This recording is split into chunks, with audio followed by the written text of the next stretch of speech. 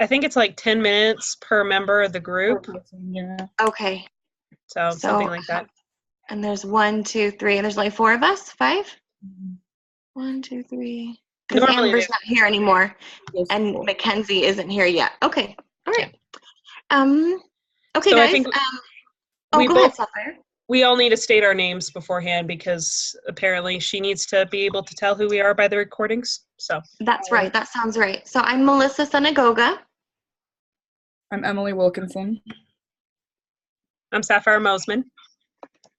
I'm Kara Mortensen. Okay. All right. All right. Just to get the discussion going, why don't you just take a quick look over the questions and pick one that you would like to talk about? Does that sound good? Would anyone like to go first? Does anyone have a question right away that they know that they want to talk about? I was kind of interested, what do you guys consider the most, the technology that's been the most helpful or the most important in this day and age?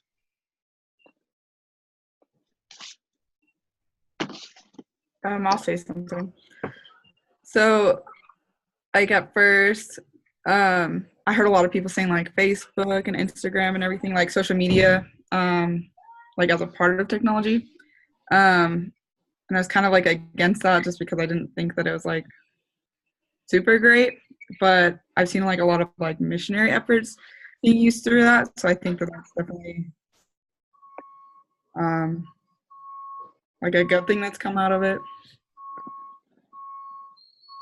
But yeah. I feel like that's so hard to answer because on the one side, of course, I'm inclined to think about like things like email or like video chat, anything that allows me to stay in contact with family members who I'm distant from. But at the same time, as a mom, I keep thinking anything that helps me do my job easier at home, like, technological advancements, anything that means that I'm not having to spend as much time in the kitchen or doing laundry, anything like that, like I think a refrigerator is like an amazing technology. I don't know if that's really what they're talking about though, but as a mom, I'm just like, oh my gosh, what would you do without a fridge? I don't know. That just sounds, I don't know. That would be crazy. That would be hard. So. Yeah. I think about the medical advancements. Sorry. Go ahead, I just think about the medical advancements that have been made even over the last 20 plus years and how incredible that whole realm of our lives is and how much that helps us on the daily. I have one of my dear friends just had a granddaughter that was born at 26 weeks gestation and just barely over a pound, and the baby just came home from the NICU and is doing well and no real problems to speak of, for being born so premature and so sick when she was born. And I just think of the blessings that medical advancements are now. I had a son that was born at 32 weeks, 20 some odd years ago, and how much the medical advancements have improved since he was born that long ago to now are just incredible. So. Kara, I feel like a total idiot now for being like the fridge. No, but I love my fridge. I'm like, the fridge is so awesome because I think there's no way I could ever have been a pioneer and not had I love the things that we have that make our lives easier. I'm so with you. The fridge is like, I love getting my water from the fridge and the ice and things that make our lives easier. I'm so with you on that kind of stuff. Totally, but yours, I think I completely agree with. Hearing you say that, I'm like, yes, 100% yes. I have children who wouldn't be alive. I have a daughter who wouldn't be alive without the advancements that we've made. So yeah, I agree with you. You're right. Spot on.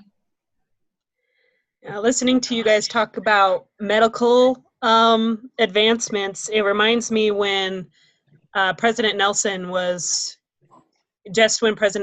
coming in, we had a devotional here at BYU Idaho kind of telling about President Nelson's life and how he kind of just showing how he was definitely foreordained and he's been preparing his entire life, whether he realized it or not, to become the prophet of the church someday. And I was sitting with my best friend, and we heard that President Nelson played a key role in creating the machine that allows triple bypass surgery. So in order to do heart surgeries and things like that. And she started crying because one of her relatives needed to have triple bypass surgery on him, and he wouldn't be alive if it wasn't for President Nelson. So it's just it kind of gives evidence of to what this whole thing was getting at, was that God is behind these technological advancements for many reasons. It's to speed along the work, and as well as to save so many lives that are meant to remain here and be part of that work. I agree. Okay, unless there's any more thoughts, shall we go to another question?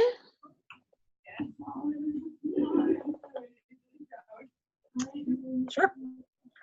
Does anybody have one that they'd like to talk about?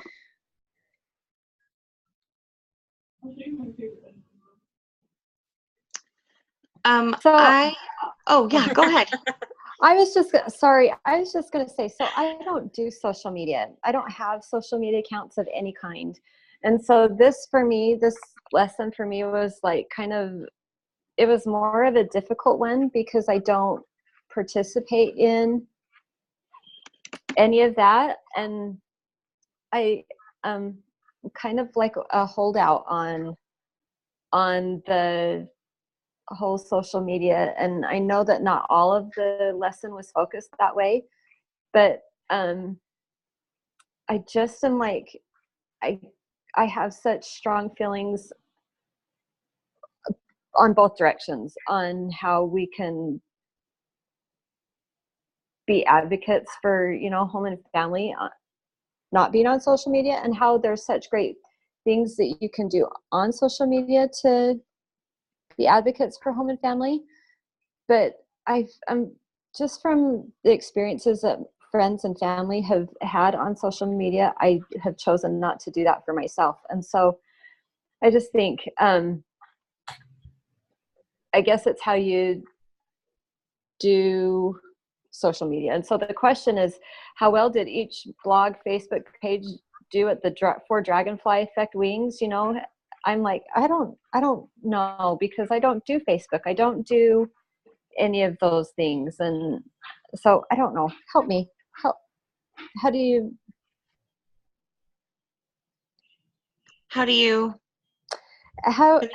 do you guys do social media? Do you do really well at like not having your life be on pretense all the time? Are you guys real? Or do you like make a stand for the church?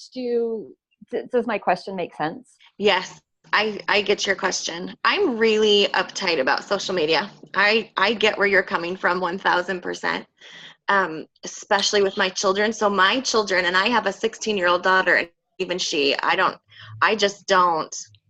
even give them cell phones. So that has kind of taken care of the social media. I have found if they don't have a cell phone, then they don't really have access to it. She does have a laptop, but she doesn't really do it that way. So I think social media at the wrong age can be really, really, really, really damaging, just because of what teenagers seem to be naturally attracted to. And I do think on social media, you have to look for the good. I don't think the good is just easily there. There's like on Instagram, there's way more pictures of half-naked people, fully naked people sometimes, than there are uplifting things. So I think if you're a teenager, it can be really easy to get caught up and get trapped in that. So I'm really careful with my kids. But I'm also really far away from my family. Like, I live in Utah, but my family is from Oregon, and my husband, all of his family's in England. So I have stepchildren in England, and social media is one of the ways that we help bridge that gap. So okay. I have had to use it, I feel like, to really keep our family as close as I want it to be. So I try to limit. I work to limit how much I use it. And And then I do post about the things that are important to me. Like I remember a few years back when President Monson, people were booing him in General Conference. I don't know if you remember that. And it upset me. And the only thing that I could think of doing was to get on my Facebook and to just say, I sustain the prophet. That's what I wrote. I sustain the prophet. And it wasn't like I'm going to fight or I'm going to argue. I just felt like I needed to stand and sustain him in that moment. And one of my cousins got on and was very rude to me because everyone else in my family is not LDS really. So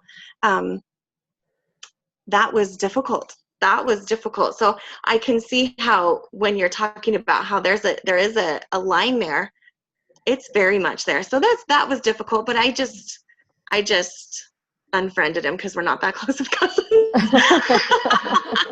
But I mean, it's difficult. It's a dicey situation. So I think if we're using it to put those positive things out there that maybe aren't necessarily, maybe, I don't know, maybe not being so religious, but I just felt like in that instance, I'm religious. That's who I am. Like, get over it, kind of. But I do think if we can use it to be positive, that would be amazing. That would be amazing because there's so much bad. Anyways, other thoughts? I liked how you kept pointing out that it's really hard to find the good in social media. And I think that's part of what this lesson is trying to teach us, is that we need to be the good. Yes. Social media. And sometimes it's really hard. I remember listening to a lesson once where it was like, does your Pinterest / Facebook or something like that pass the Sister Beck test, I think it was. It was one of the women who was the Relief Society president or something. And her Pinterest board is just full of like children's activities and feel-good quotes and things like that. So it's just all very church-related things. And so and the thing was, would your Facebook or your Pinterest pass the Sister Beck test? And I remember thinking, would it pass? If Christ was to read my Facebook page, would I be ashamed of anything on there? Right. So that's when I'm writing, I try and make sure and keep that in mind. If somebody I really care about or Christ is looking at this, would this be okay? But yeah, it's not easy. I'm notorious among my friends for being terrible at checking my Facebook for their messages, and I think that's good. Yeah, I think that's good because I think it can be really overwhelming. Not overwhelming. It can take over. I think it can really like take over someone's time. And sometimes I don't think it necessarily has to be something that we're using to do evil. I think if it's just keeping us from doing the good things that we could be doing throughout our day, then that's kind of bad enough, isn't it? You know, so we might be browsing perfectly good, wholesome things, but if it's keeping us from spending our time doing other things, then that's a concern as well. So I love that you're notorious for not checking your Facebook all the time. I think if you were my daughter, I'd be so happy.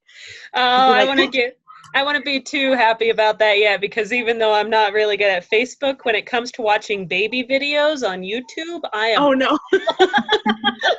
At least they're not cat videos. Yeah, I have those sometimes too, but baby videos, children videos, oh, those are my favorite. I guess we all have our vice. Oh, yes. All right, Cara, I'm not sure if we really answered your question at all. No, I just think it's good, and I just am trying to find like the right balance. And for me, it has been not doing it, and I think that could be a difficult thing in this class because I don't know how to go about, like, it looks like we have to have a post of something we're posting on Facebook or posting on our Instagram or posting on a blog, none of which that I do. And what have I posted to put out good in the world? I just put myself out. And so how do I do that? How do I fulfill the good in the class and not don't do social media and stay true to myself? I would suggest, well, I would talk to the instructor about that, but I would suggest through texting. I know that maybe that's not the classic typical interpretation of social media, but it's certainly a way, I think, to fulfill the assignment.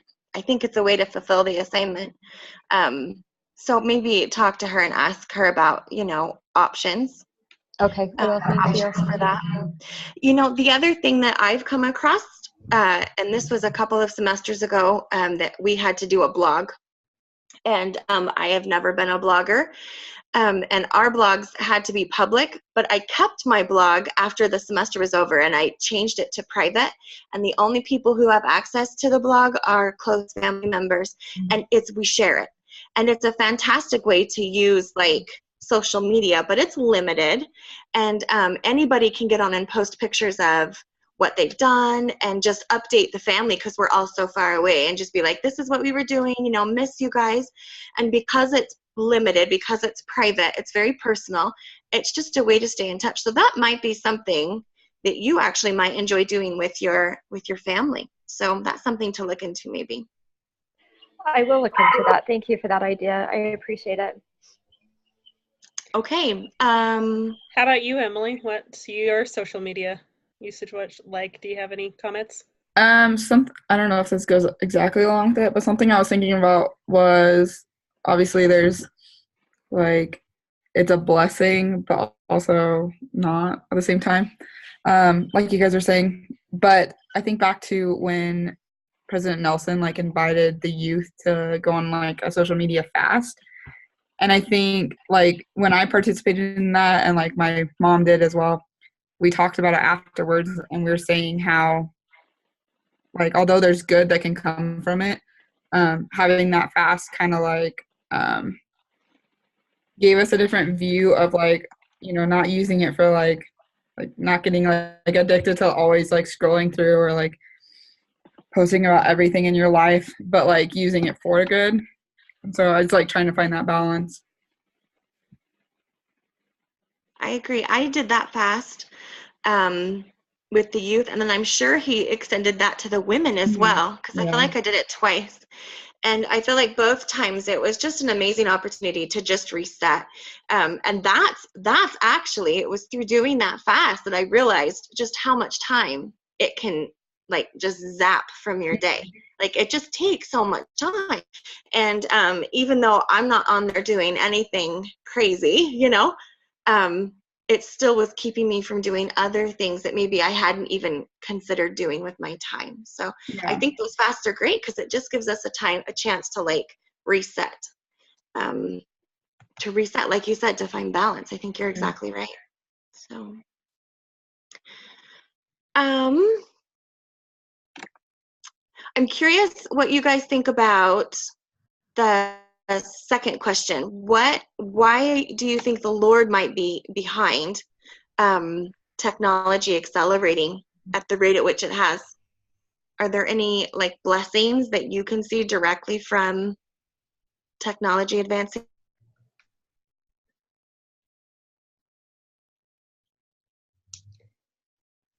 Well, I know, Go for it. I think Cara was talking about it earlier. Someone who was talking about it earlier, the missionary work is definitely advancing because of social media. Because whether we like it or not, a lot of people are spending more and more of their time on social media. They're spending less time out and about where missionaries can go up and talk to them, or they're super, super busy. So they go to work, they go home, and that's pretty much it. But by social media, people are able to get in contact with people. I have a really good friend who's in England right now, who I met through a social media site. And because of that, we've become really, really good friends. And he now has a Book of Mormon, and we have religious discussions all the time. It becomes interesting because he's a Satanist, so he's definitely on a different spectrum than I am sometimes. But it's amazing once we really started talking, how much of some of the things we believe are parallel to each other, but just he's like a little off.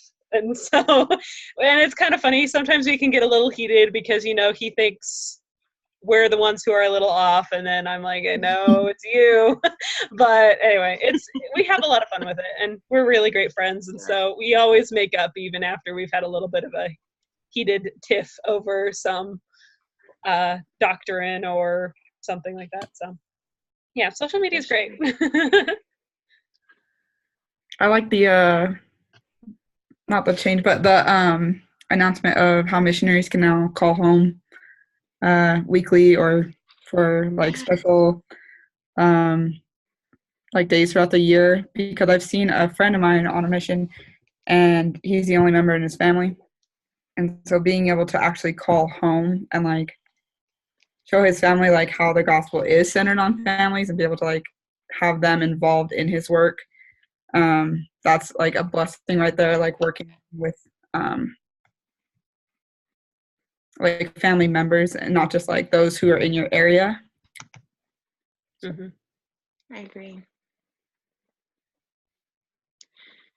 I was in the temple the other day, and I was with a friend, and we were talking about just how much easier it is to do genealogical work and how it's almost taken on as a trend. Like, I know that for a long time it was like genealogy was like an LDS thing.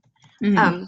But it's not so much anymore. It really is taking on just this global trend. Like, so many people, regardless of religious affiliation, are interested in finding out who their ancestors are. And I think one of the biggest blessings for me technologically is that we have access to information that people are putting in other countries. You know, it really has made genealogical work like a global endeavor, and you connect with people that you would never ever have the opportunity to come in contact with without technology, and they can help you find, you know, your family members. And for me, as someone who doesn't have it, my mother was a convert to the church, so it's just her and then a couple of siblings. They're the only members on my mom's side, and then and my husband, he's the first member in his entire family. So there is so much work to be done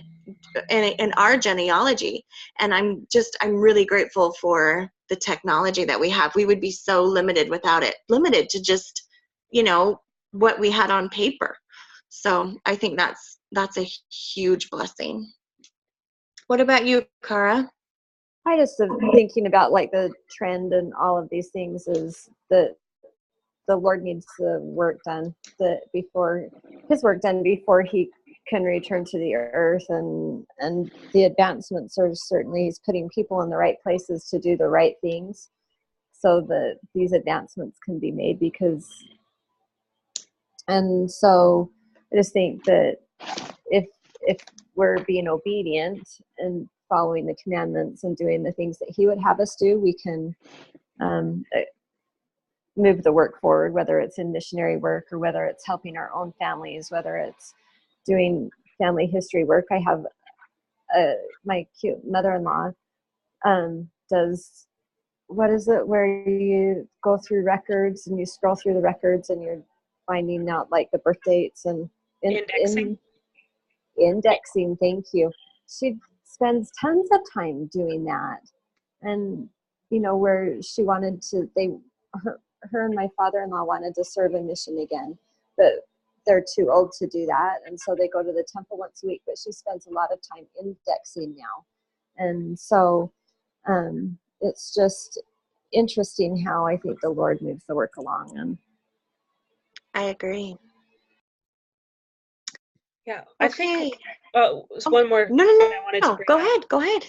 The thing that I think, because I was reading Sister Beck's talk again, and she was talking about how there's an upcoming generation coming up who doesn't know how to speak to each other because they're using social media so much. And so, yeah, social media is great for connecting to people, but we need to make sure that's not the only connection we have, because online relationships are very easy to either misinterpret things people say, or gets easy to get out of touch sometimes. So we make social media is great for the initial connection at first, but then we need to try and get them connected to like people that are in their area, people they can talk to on a regular basis, or we can go and talk to them on a regular basis, because we need that face-to-face interaction in order for this spirit to, I mean, I know the spirit can be present wherever, but I feel like when you have that face-to-face contact, it becomes a lot easier for the spirit to touch that other person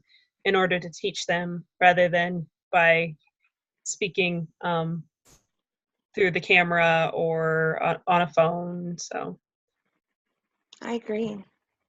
I think it sounds like what you're pointing out is that there's a difference between passing information and then that actual human to human contact.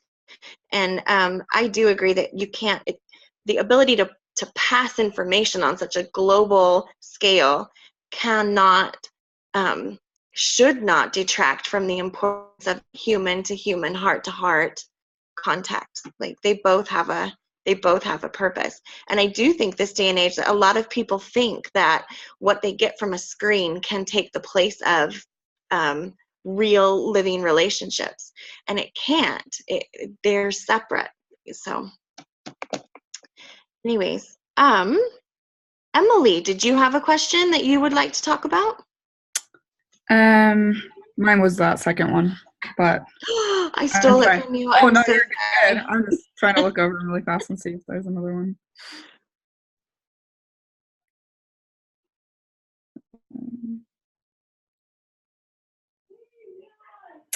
How about the third one? So it says, what might your day-to-day behavior with technology tell others about how you really feel about the purpose and blessing of technology? Ooh. Which I think we've touched on a little bit here and there so far. But I think that if we're just using it like for good, like technology for like social media, but then also just like normal day-to-day technology that we use, that can just be a blessing, let alone in our life. I remember in the past, like just a year ago, if people had looked at my daily interactions with technology, they would have seen me using it as an escape, because I was depressed, I was anxious about school, and so I was using it to escape. The same social media site where I met my friend, I'd go on there all the time and be engaging in conversations with people. So it was an escape, but now I've gotten better throughout the year, and now I think people see that I would use it. I use it more to connect with my family. So I'm using Facebook a little more to connect with my family, because we have a family message group system, so we can all just post videos and pictures and messages up on there that we give to each other. And school. All of my tech, almost all my life is centered around school right now. So Yeah. Same. I think that Elder Bednar said something like a social media can be either a master or a servant. Am I thinking right? That we can either use it as, I'm thinking of his talk, how we flood the earth with social media, and it can either be, I'd have to look, but it's towards the end of his talk. Anyway, I think that he said something about how it can either, That sounds familiar to me too. I think it's towards the end of his talk, but he said something to the effect that it can either be a master or servant relationship, and so we can either use it to control us, or we can be more controlling of the situation. And so I just think that it's important how we view it and how we use it. And it's funny me saying that because I don't do it, but anyway, I just remember that from his talk. Okay, do we have any other thoughts?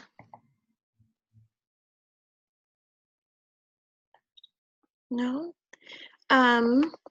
It's 12:40, so I think we could wrap up if you want. If you feel like we need to talk some more, we can put on some more time. What do you guys think? I think we're good. I do too. All right, so why don't we, before we go, let's make assignments for next week. Oh wait, Cara And needs to. then- I'll go over the questions. Yeah, we need to talk. She just needs to summarize what we talked about real quick. Oh, okay. Sorry. Yeah, no problem. So we talked about how the first question was the technology being the greatest. I forget exactly, but some of the greatest blessings are social media, the missionary efforts, email, greatest technological advancements, I guess, social media and how it helps with missionary efforts. And there's good and bad things that come from all of these things.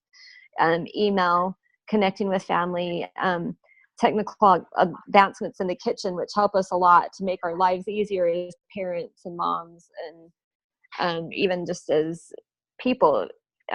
There's medical advancements and how we just need to recognize that God is behind these advancements. And then we talked about social media, using it at the wrong age can be harmful, and that even as adults, if we do it for the wrong reasons, is bad. We have to look for the good, and we need to be the good. That's the lesson that's what this lesson is trying to teach us. And then one thing that stood out is that needs to pass the Sister Beck test, or like if the Savior was watching or reading, would it be okay for him?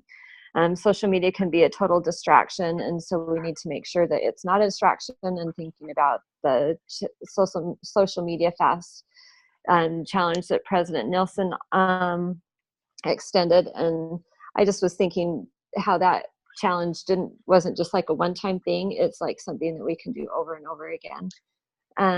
Technology is why is it accelerating at the rate it is? It's for missionary work. It's how missionaries can call home, and the example given that being the only member in the family, the